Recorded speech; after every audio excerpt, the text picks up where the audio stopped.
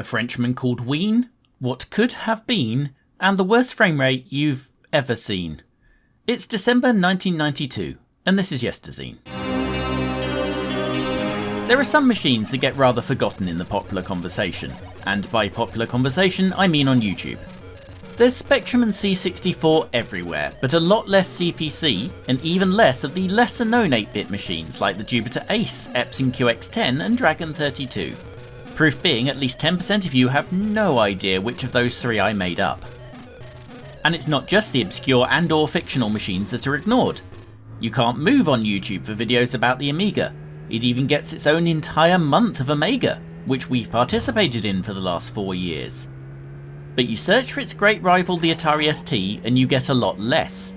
And worse, on the first page you get Laird's Lair, a channel that thinks so little of you they'd probably lie to you about whether machines are fictional or not. It's time to do our part in fixing that.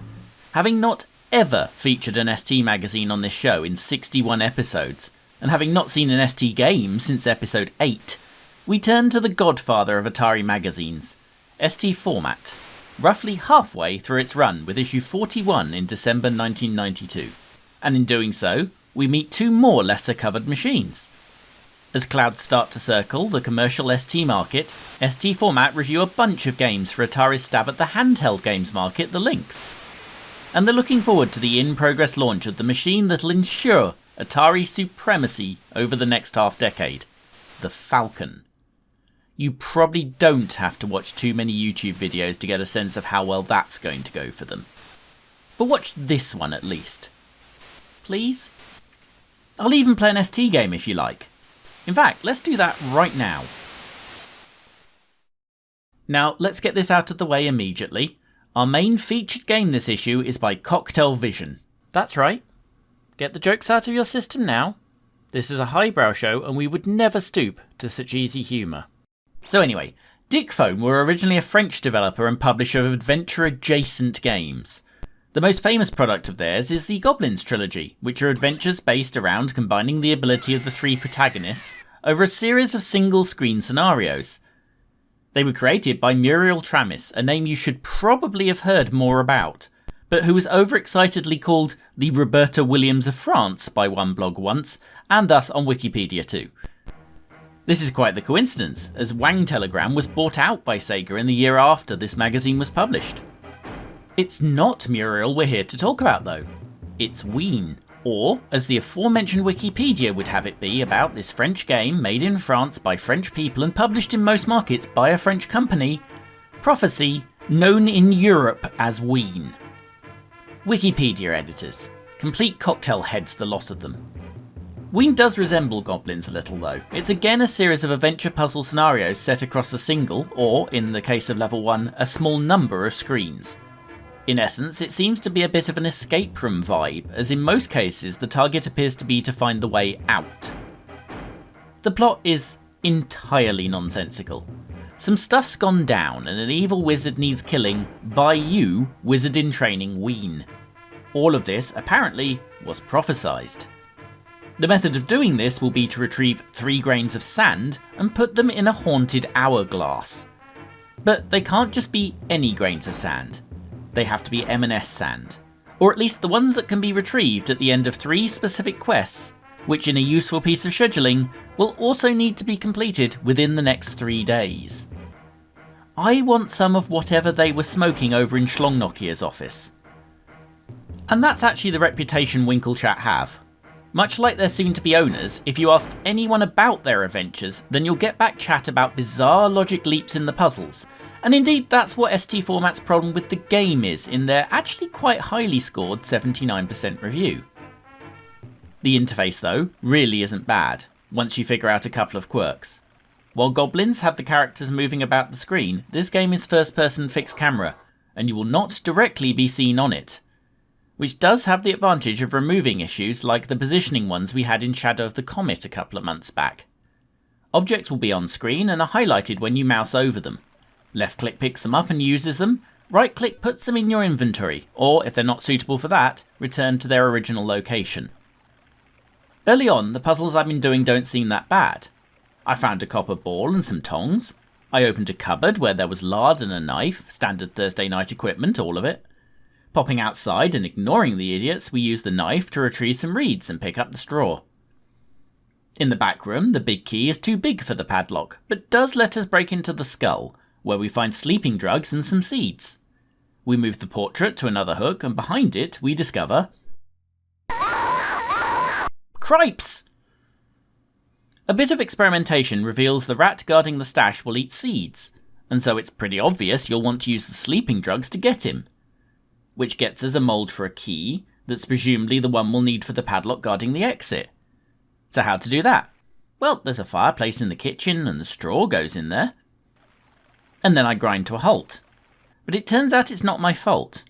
Because in an instant in the back room, I've broken my tongs and have locked myself out of progression in the game.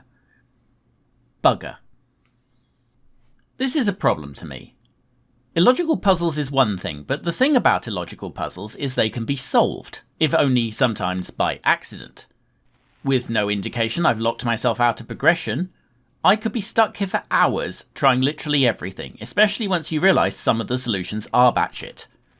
Case in point, the thing I have the tongs for, which is using on the broken wooden fence outside to retrieve some wood, which we'll be using in the fire in a minute. To be fair, there's only one more piece of batshittery in this first sequence, but it's an extended one. Having used the knife to get the reeds, you need to use it again to turn the reed into a flute, apparently. That's not how flutes or knives work. To play it, you have to use it on yourself, which is tricky when you're not on screen. The secret is that the character menu is also an inventory of sorts, and you utilise that. This is the same with combining items, something I initially thought wasn't possible. You normally access the inventory with a right click, but doing so while holding something cancels the action. You can, however, choose inventory from the menu to combine, a slightly needless piece of interface pedantry. The flute summons your friendly helper vampire and this at least makes some sense if you've read the manual. He likes fruit and will do you favours for it. You started the game with strawberries and he'll take those and return you jam, but crucially also gold we can use to make the key with. The padlock specified it must be. Will also light the fire for you, and our initial assumption several paragraphs back was correct. Use all the stuff together, and we've got our key to progress. So that's scenario 1 of 18 done, and it's a somewhat cautious thumbs up. ST Format give other examples of bizarre puzzles, and while some of them are mad, I'm a lot more worried about this progression gating. Because I like the premise here. A series of short bite-sized mini-adventures? Absolutely yes please. And the manual points out you can't get a game over except in a very weird circumstance that can only happen in the last scenario. But it lies, doesn't it? I effectively had one just in this quick play. I got into what my friends over on the Temporal Discussion Nightmare podcast would describe as losing state, where you've already lost, but it hasn't actually happened yet. But still, it's compelling. It's got charm, and it actually looks really good. ST Format say much the same and admit the art editor got lost in it for 3 days. It could well be worth your time, especially in a world where walkthroughs exist to combat the worst of the batshittery. However, the problem exists that knowing a losing state is possible, you'd be tempted to rely on it a lot quicker than you otherwise would just in case, especially as the solution to any given scenario is not going to be longer than a couple of paragraphs. If I haven't warned you off it already, then I'm certainly not going to try any harder.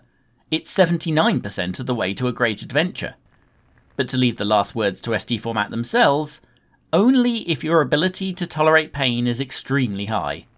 You have been warned.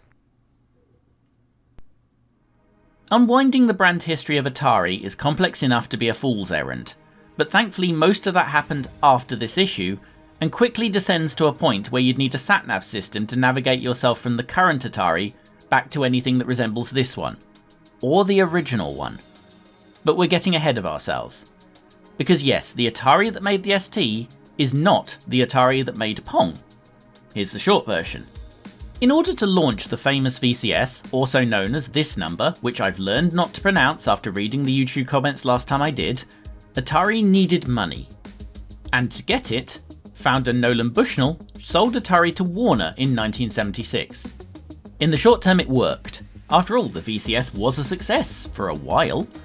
But after being received about as well as a British person on YouTube saying 2600, the 5200 was a commercial failure, and multiple mistakes led to such a spectacular implosion that a global video games crash happened in North America in 1983, torpedoing Warner's share price.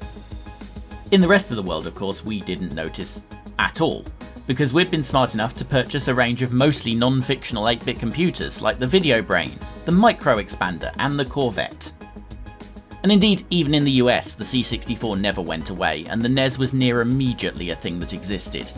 Even the VCS wasn't killed by it.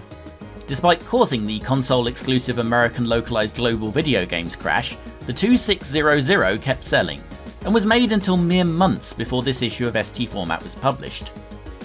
So the definition of a global video game crash is apparently a blip in the fortunes of one machine causes major restructuring at one company, and most of the world doesn't notice. Write that down in your copybook now. The VCS wasn't so much saved by Atari or Nintendo though, since in a desperate attempt to get out, Warner split Atari into arcade and home and sold both off. The home version, and thus the VCS, was sold to Jack Tramiel, founder of Commodore, who had recently left that company under several clouds. It's at this point I'm tempted to argue the ST is the successor to the 64 instead of the Amiga. The point though is, having bought only the assets of the home side of Atari, Jack renamed his own company Trammell Technology, and subtitle readers, that's not a typo, to Atari. So already it's not really the same company. This would not be the last time this happened to Atari. There's a reason the present, surprisingly responsible stewards of the brand are referred to as Zombie Atari in these parts. While they kept selling those consoles, a computer was developed. Originally, Warner Atari had been cooperating with some company called Amiga for this purpose, and this is where a lot of the complex legals happen that eventually led to Commodore buying Amiga. Trammell Atari going it alone, Atari releasing a system designed by the C64 guy, Commodore releasing the machine that was supposed to be an Atari, and essentially everyone suing everyone. The ST beat the Amiga to market in quantity by months, and if you count only the wedge-shaped home user targeted machines, by a full 2 years. You look at the mid to late 80s market and there are a lot of times where the ST is the only 16-bit version of a game just because it had the machines out there. By late 1992, this had very much changed. The first thing you'll read on the cover is the shape of things to come, but the second thing you'll read is who's got it in for the ST.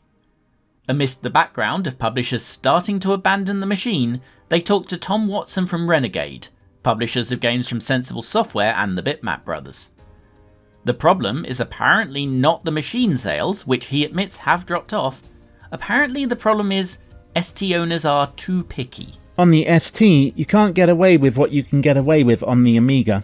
Renegade's position is that it's retailers being too cautious with stocking the format rather than the potential sales themselves, blaming this for a slide from 2-1 in favour of the Amiga to 5-1 within the last year. We have our phones ringing with ST owners who go into their local retailers and can't get hold of ST games. The market is there, and people who say it's gone are talking out their asses.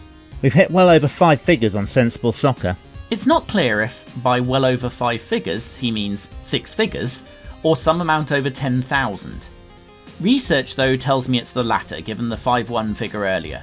The Amiga version would hit 200,000 by the end of the next year, and was presumably some amount less than that at the end of 1992, giving the ST version an absolute maximum sell-through of just 40,000 copies.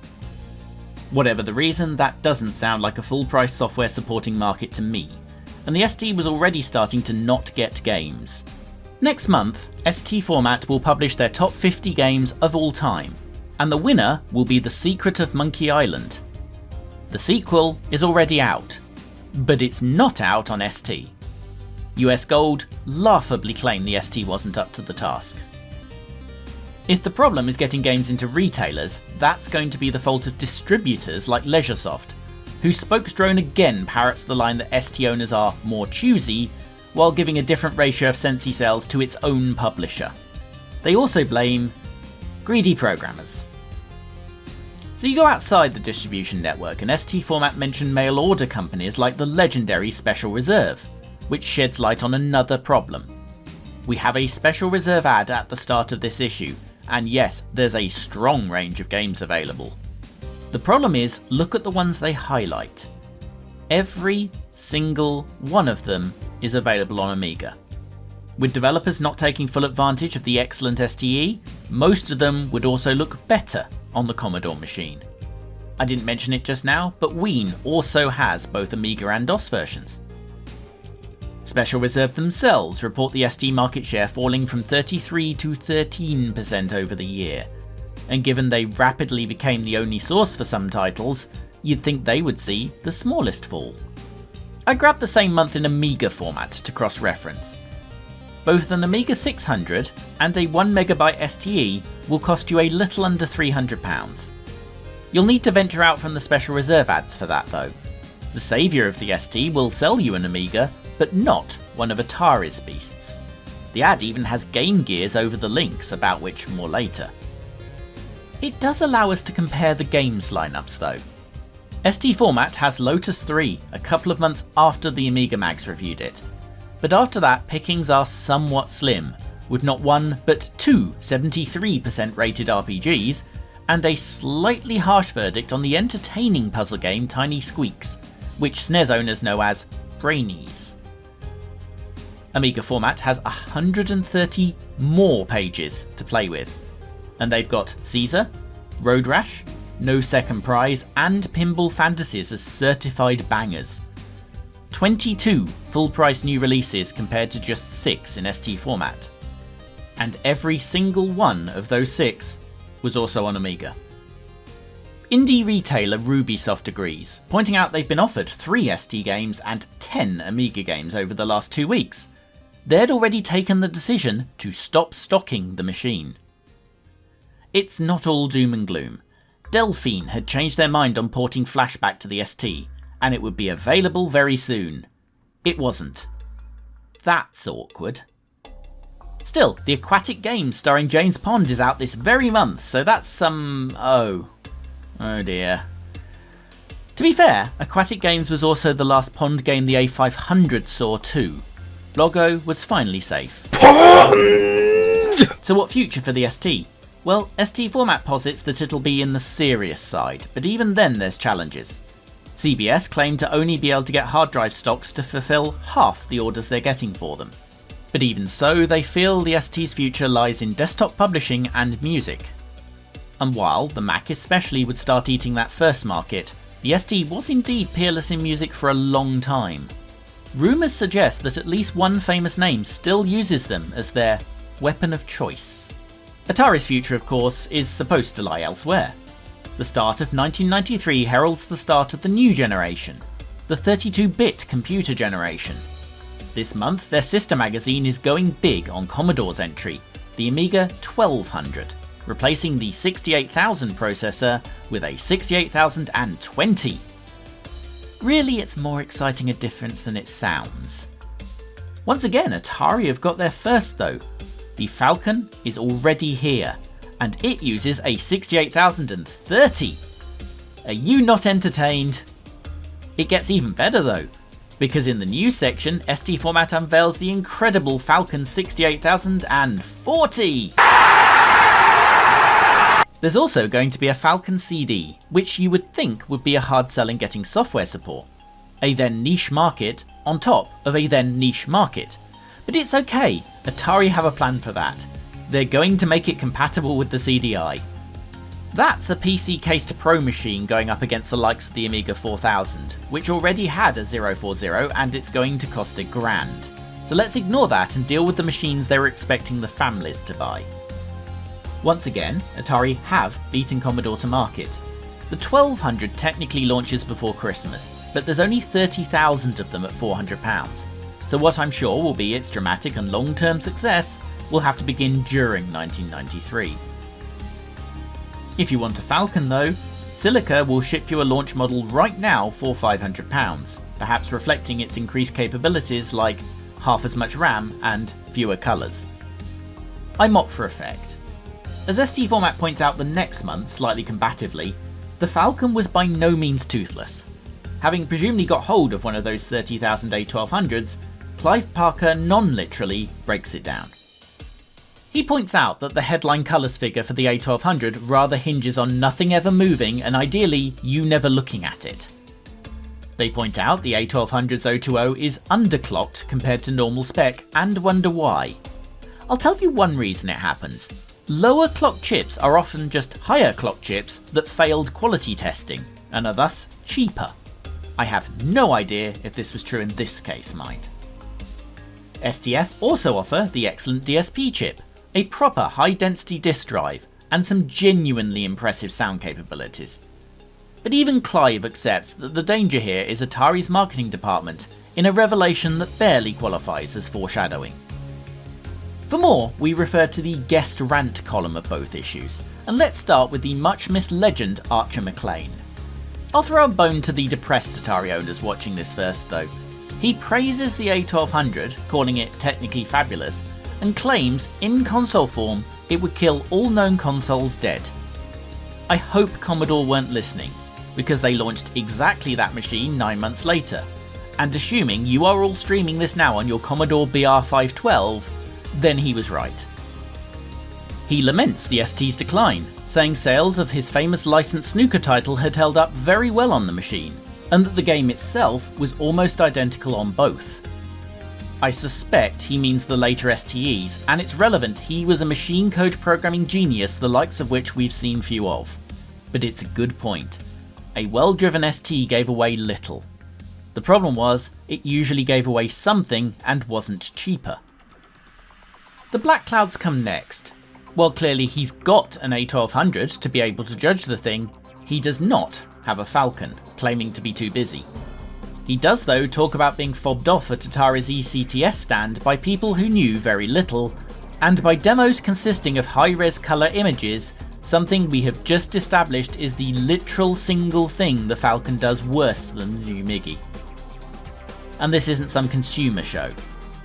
There's no chance the guy on the stand thought he was dealing with a random member of the public or needed to be anything other than a tech expert. The European Computer Trade Show was hugely important at the time and attended by the people its name suggests. Archer suggested his new pool game could come to Falcon, with proper physics and colours, only for Atari to be unable to confirm any of it might be possible. He hopes Atari would sort their shit out and pay money to good developers to get software. But if they did, clearly the author of Drop Zone and Jimmy White's Whirlwind Snooker wasn't important enough to be one of them. Pool never came to Falcon. Maybe someone else is. If you remember last year we had the incredible looking Legends of Valor, an RPG that Bethesda themselves admit was an inspiration for the Elder Scrolls games. This is a 1993 game that's advanced enough to do ray tracing in some places. While it works very well on a standard A500 or indeed STE, it can use every bit of power you throw at it. We're a few months earlier here, and Kev Bulmer from Dimension Creative Design is working on Legends. They've been doing all the graphics to Falcon standards, he says. Legends on Falcon would knock everyone sideways, and for the time, I believe him. He even thought it could support VR. In his own words, it's almost as if it's been designed to play Legends of Valor. But we don't know, because they don't have one. Atari first told them games were out, and the Falcon was a business machine. Then they saw it, promised DCD a machine, and didn't. A developer working on what could be the killer app, who is an Atari fan to the extent he owned one of the first 200 STs in the country, and a company who was still releasing the incredibly complex Legends on ST in a world where a simple porting of its best game was not viable, can't get a machine. And this, unfortunately, was roughly the way it went. The Falcon 040 was never released. The Falcon CD was never released. The Falcon as a platform was discontinued towards the end of 1993, about the same time Atari quietly stopped fulfilling orders for the ST. They'd gone all in on console with the Jaguar, a machine they claimed to be 64 bits, but which notably has at its heart the same 68,000 from the Atari ST, albeit higher clocked and with a lot of help. It's not as sexy as the 68,040 though, is it? You know the Jaguar didn't work out for Atari though. They went all in on it, but by the end of 1995, Atari had made only 225,000 Jaguars, and they still had 100,000 of them, almost all of which ended up with a specialist stock liquidator. If you're in the UK and own a Jaguar, there is a very good chance you bought it as new old stock around the year 2000 for 30 quid, and now you know why. Trammell Atari didn't make it that far. In 1996, they were effectively taken over in what was dressed up as a merger with uninteresting hard drive manufacturer JTS. And it killed them too, after a fire sale that involved selling the rights to the Atari name, but again crucially not the company, to Hasbro in 1998. They were dead by Christmas. There is a silver lining though. Hasbro, left with no machines and in need of good PR to relaunch Atari, released all the IP involved into the public domain. And using this, new Jaguar cartridge games, flash carts, and the excellent 50 compilation mean the machine is alive to this day. So wait, a single company fails, but its name is sold on and continues. A machine causes a meltdown, but somehow also lives on. I know what this is. We have a name for this. So in future, if any American tells you about the global video games crash, you can now tell them about it and about the fate of Atari, the Jaguar and the Falcon. I'm sure that's what they're referring to. Atari of course had one more hardware iron in the machine fire. Their portable games machine, the Lynx. Thankfully not launched under its originally planned name of the Handy Game, after it turned out that was already trademarked by your mum. We've just spent 15 minutes attempting to make sense of the complex relationship of hardware between Commodore and Atari, and I'm only going to make things worse. You see, the Lynx was originally developed at games publisher Epyx by R.J. McCall and Dave Needle, two of the four chief designers of the Amiga. Epyx originally contracted Atari to help with production and marketing, then their financial problems left Atari with the whole deal. The best side effect being that Atari had to buy Amigas to develop games for the thing. Despite all this, it beat the Game Gear to market, was cheaper than Sega's machine and had better battery life. But neither were ultimately able to do much about the all-conquering monochromatic Game Boy.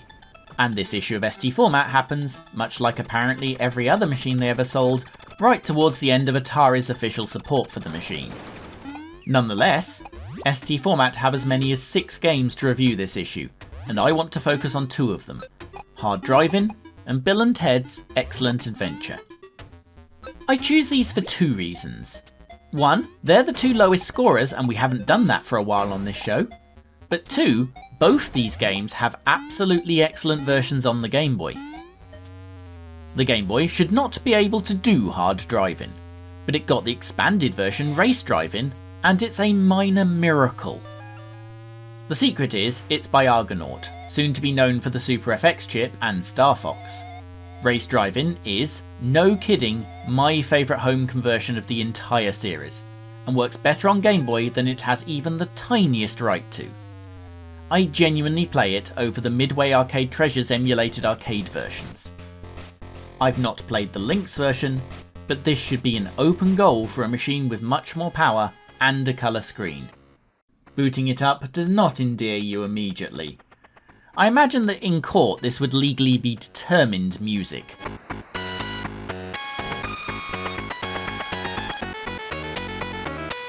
But that's the biggest recommendation I can give it.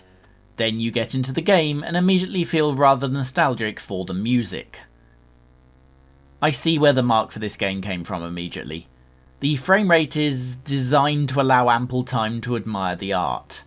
The collision detection is enthusiastic. But the real problem is the cause of that crash. It's fantastically oversensitive. You can see a DSi style ball on the dash of how much I'm turning, and copying DSi for digital driving games is never a bad idea. But it's so very easy to overcorrect that it's actually harder starting from scratch on a curve than just taking the curve.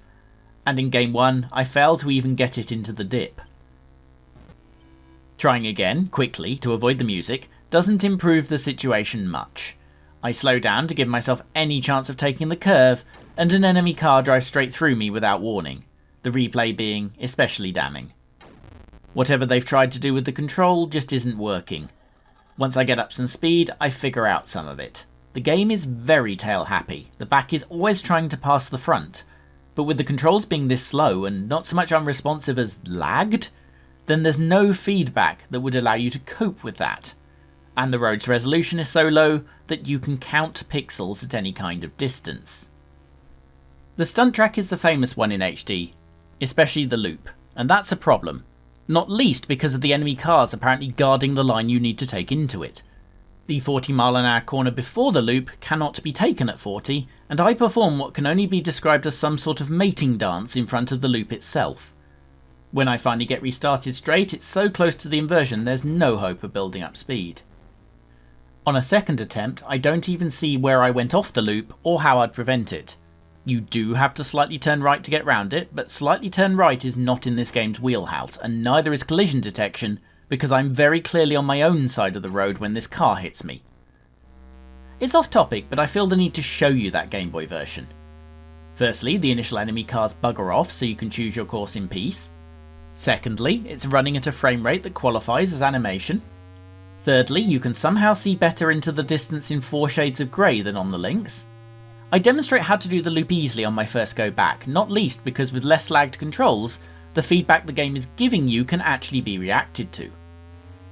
You can see this on the speed course, where I fly around a lap with ease. Yes, this is an unfair comparison. It's the might of Argonaut against what appears to be one bloke with the Lynx version. The irony is that hard driving and the Lynx port are by Tengen, a company set up by the split arcade side of Atari to allow them to release home games where they didn't own the rights to the Atari name. You'd almost think they were trying to sabotage the X or something. This time let's start with the Game Boy. Bill and Ted's Excellent Game Boy Adventure is correctly named. It's an excellent, single-screen 2D platform puzzle game. It's a simple premise. Collect all the stuff, the exit appears, you leave through it. It's generous with lives and passwords, and I am totally arse at it. But especially these days with save states, you can try again instantly to figure out a new idea. It's quick, it's inventive. These devs absolutely played Manic Miner before they worked on this. For such a big film license, it's a surprisingly obscure gem in the Game Boy's extensive library. And this exact idea would be even better on a console with a bit of colour. The Lynx is, no question, absolutely up to it. There's no danger of me being proved wrong on that specific score, because that's not the game the Lynx got. Instead, it's this curiosity set after the initial 2 movies. It's a completely different game from the Game Boy one, and comes from hardware creators Epic, so should have every chance. It doesn't really. The basic gameplay loop isn't dissimilar. You're here to collect all the items, in this case the musical notes, and then exit the level. In your way are a bunch of useless NPCs and the worst video game AI since that Spectrum version of Pac-Man last month. It's also really slow, even with all this footage being with me holding down the run button. It has good ideas. You pick up musical instruments which have various effects, sometimes even in previous levels, and you'll need to travel time period to time period to complete this one. All of this is made clear in one of my favourite manuals ever, or rather this poster pretending to be a manual. It's all the game needs, and it's a shame games can't be bothered to do even this much these days. ST format are a smidge harsh on this one. There's a nice enough adventure here, but it's literally a case of finding items then trying them on people, something that's surprisingly difficult even with a guide. And the AI that seeks towards you means blocked passengers can entirely stop you progressing without deliberately dying. It's not the hard driving port, but it's still not one you'd rush to play. I feel we're being needlessly down on the Lynx itself here. Neither of these games are its fault, especially Bill and Ted. So let me make up for that by showing you what it could really do. This is Blue Lightning, also from hardware developers Epix. It is, essentially, G-Lock or Afterburner for the Lynx, and it's a Lynx exclusive and launch title. It gets 80% more from ST format than Bill and Ted does, and it deserves it. It's a stonking little title that absolutely matches anything the Game Gear could be doing, and even expands a little on the premise across 9 missions. While initially it's all planes, later you end up with slightly more complex missions with ground targets as well. But more to the point, look at the speed of the thing, the controls, the graphics. It's a proper demonstration of the perennial problem of Atari machines being underused. The Jaguar got screwed by crappy Amiga and ST ports being sold for 50 quid. Everyone seemed to half-ass the Lynx. The STE's abilities were rarely utilised, and the Falcon just entirely ignored. You can call Atari anything, but apparently no matter what the incarnation of Atari, no matter what the hardware involved, they absolutely screw up the management of it, culminating in the rump of Atari being used to flog crypto and casinos at the end of the last decade. We may finally be through it though. The current zombie Atari engaged with the community. They now own the famous Atari Age forum. They bought Digital Eclipse, makers of quality retro compilations forever, and used them to produce the fabulous love letter that is the utterly essential Atari 50 release. And they've parlayed this into the very interesting Atari 2600 Plus. An emulation box, sure, but a quality one that can use the original peripherals and runs original carts for both the 2600 and 7800. It's a lovely little machine, and the joystick that comes with it will happily work the other way too on an original VCS. They're now working on an Atari 800 replica, where unfortunately they've partnered with some famous copyright trolls and forgot computers need working keyboards, so they're not perfect. But it's the first time in 2 decades the name Atari will solicit anything but giggling or sad shakes of the head. And we can all celebrate that. On the back page, interested in that 2600 Plus? Pop over to Ctrl-Alt-Rees, where he's taken advantage of his god-tier Atari collection to test it with a bunch of real carts and controllers. If you're wondering if it works with something, he has almost certainly tested it with that something, and will show you what happened. And come back next month. I say next month. Thanks to travel scheduling, I'm writing this on the 25th of January. The end of March seems like some kind of scary Here Be Dragons nightmare land. But we'll be there, and maybe you should be too. It'll take your mind off the invasion of the space lizards I'm expecting a week before that. Don't have nightmares.